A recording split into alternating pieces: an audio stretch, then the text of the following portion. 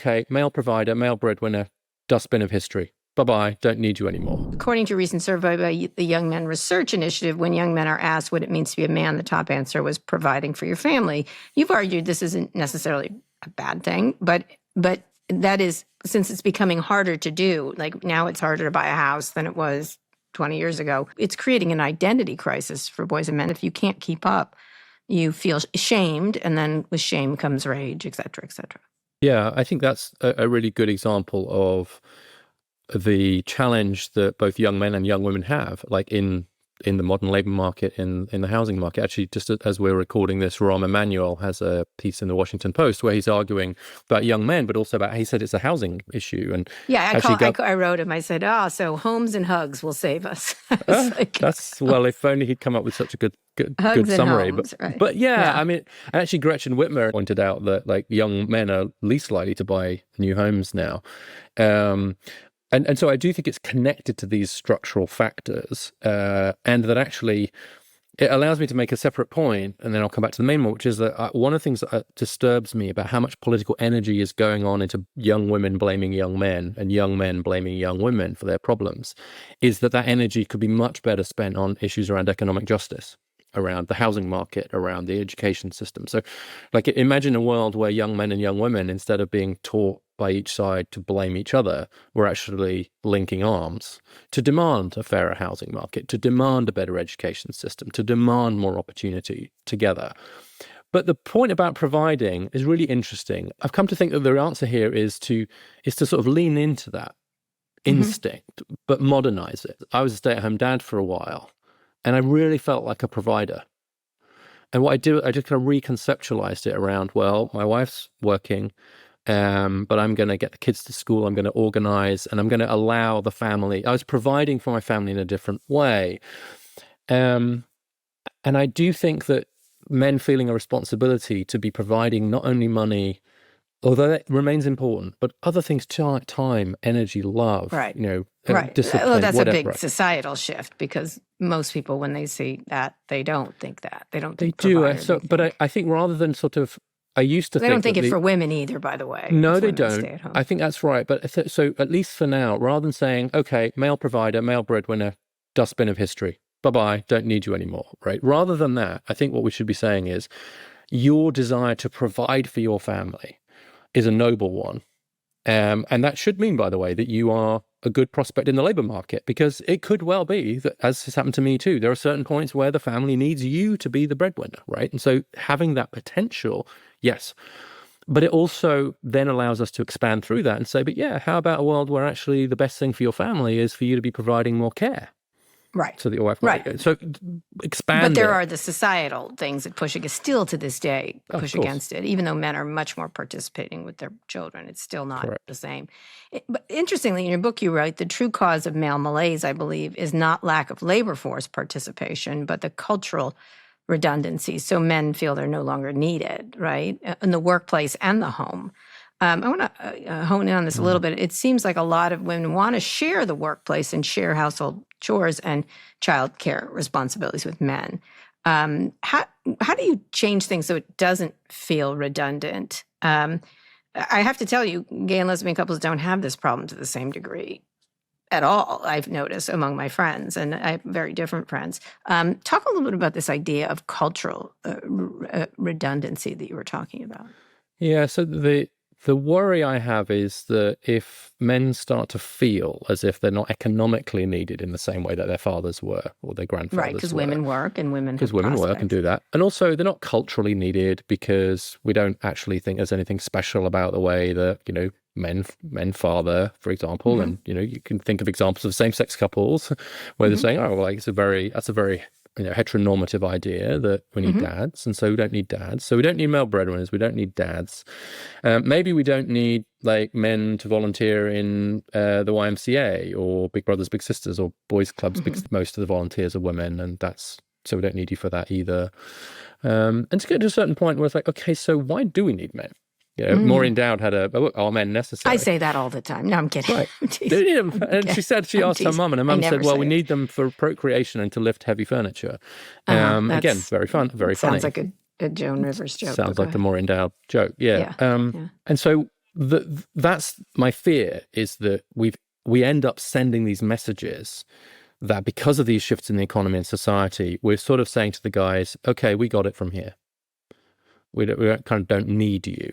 And I really feel very strongly that being needed is just incredibly important to human flourishing. Right. So you feel irrelevant. You feel irrelevant or pushed to the side in ways that you never had to think of. Yeah, you were because it came naturally the naturally. provider. The script was there for you. Like, my dad didn't have to think about this, and when he became unemployed, he had to get another job. Right? It wasn't like he didn't have to think about this in a way that we've had to, and certainly our sons are having to. The kind of need for men was sort of clear. And so how do we sustain this idea of needing men as men? It is needed and essential the same thing? Essential gets harder because there are obviously going to be circumstances where you don't have men around.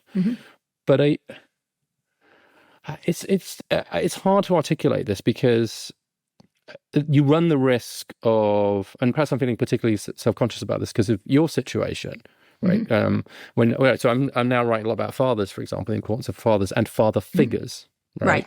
And of male role models and of kind of men in boys' lives. But as soon as you do that, then, and I've had this, you're criticized for being a gender essentialist.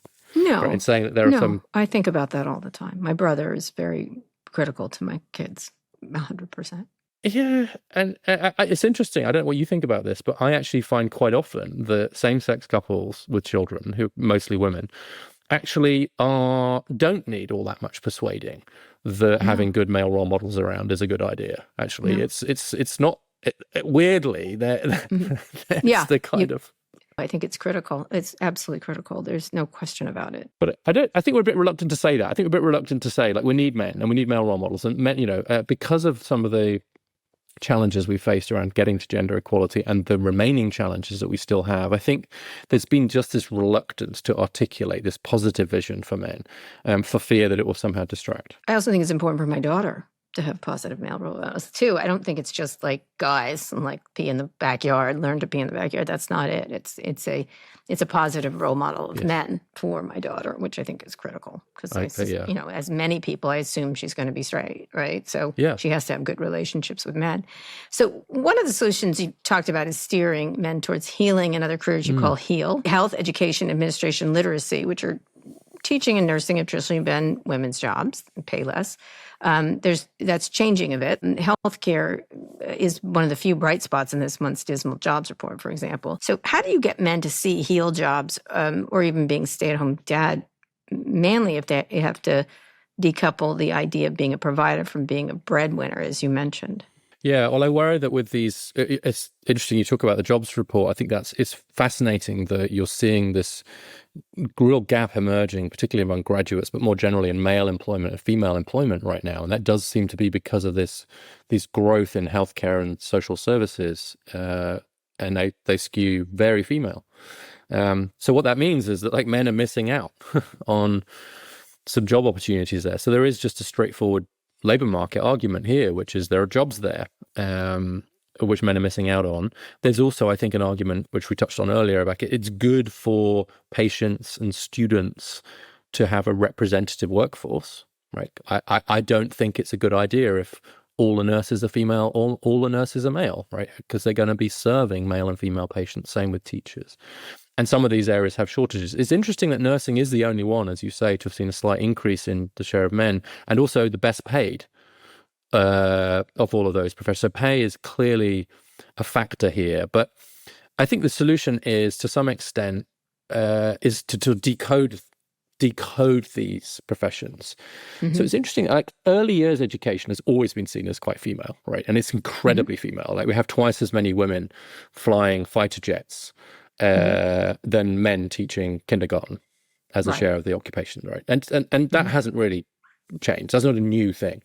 But high school teachers used to be very, very equal. Yeah, but that's where all of the drop is now. You're down to 1 in 3 in high school now, and that's where the drop is happening. So you hit these tipping points with occupations. You might have seen some of this in your own work around STEM and tech and so on. There is some very interesting economic work showing that at a certain point, around 30%, an occupation just codes as more male or female. It does. And once you get past that point, you start to see I think this is consistent with what you find in other areas too, right? Once you get the female share up to a certain point, it seems to then get much easier to attract certain women because it's no longer seen as a male profession that they are going against the grain. Well, the same is the other way around, which is why 23% of teachers being men, problem. 20% of social workers are men. 20% of psychologists are men. And so what's happening is they are becoming more female professions. And you're at tipping points now where you're going to have scholarships and outreach programs. Just as we have for women in STEM, we need them for men in HEAL. I look at organizations that have done effective work for women into STEM professions. So take something like the Society of Women Engineers. They've done a fantastic job of advocacy. There are scholarships for women into engineering. There are convenings. There are clubs in schools. There are campaigns. Same in science, like a picture of scientists, or changing the images of scientists, etc. This hasn't happened by accident. There's federal money to support these initiatives. Well, no longer, but yes. Well, yes, yeah. Okay. Not today. There has been. And a lot of philanthropy. I mean, we mentioned Melinda French Gates earlier, but she's also put a huge amount of money into scholarships, convenings, and advocacy for women into STEM and in particular into tech. Hallelujah. Now, show me the equivalent efforts to get men into early education, into healthcare, into social work, into social services. And they just don't exist. But they will, because it is just as much of a problem that we have a massively gendered care workforce and education workforce as it is that we have a gendered tech and engineering workforce. They are both problems, and we can deal with both. So if you could start over from scratch today, what would be your ideal definition of what it means to be a man? I really like this this distinction between immature and mature masculinity, right? So that's what I'm talking about here when I say being a man, right? I don't like toxic and non-toxic, and no one really sensibly likes that, those terms anymore. But there is this thing, like, because I see a lot of the problems that we see in kind of men, they're really problems of immaturity. They're really problems of just like kind of not growing into that role. And boys don't become men just with the passage of time. It does take work. It takes cultural work. It takes rites of passage. It takes more strongly for men than it does for women just because of their reproductive role. And so what I see being a mature masculinity, i.e. being a man, is the point where you are contributing more to the tribe, to the group, than you are taking. That you can give more than you get. There's a certain point where, whether that's energy or food or money or whatever, it's like where actually you're a generator of a surplus. Right, you're generating more of whatever the thing is that is needed than you need for yourself, and that could be security. Right now, it could be that you're taking a lot of risks on the Ukrainian border, right? But one way or another, it's like you're giving more than you get. I think that's the best definition.